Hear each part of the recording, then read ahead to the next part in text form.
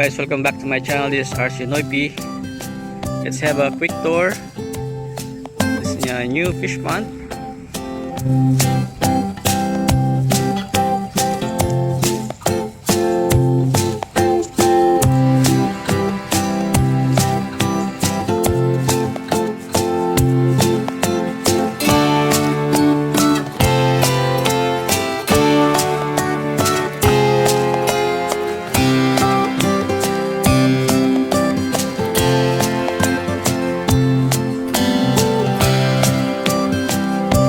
Guys, this fish pond alone holds 30,000 fingerlings for now, and after a week now we will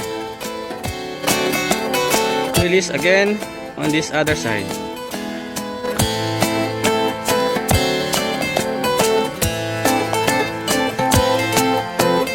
As you can see, we let the grass grow so we can avoid soil erosion.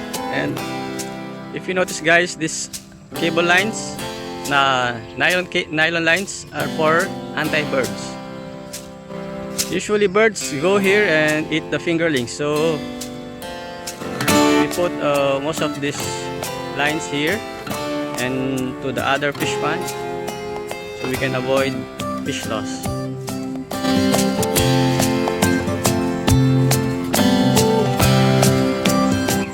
We're also building a small nipa hut house here, so we can stay here and watch the fish, and also to relax.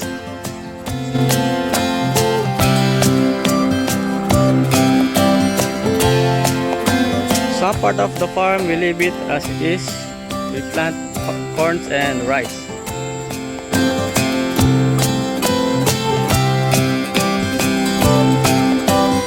Recently we have a strong typhoon here, so some of our trees already fell down, and during lunchtime I stay there in the small house. I take rest there, and for now, thank you for watching guys. Hope you like this video. Stay safe.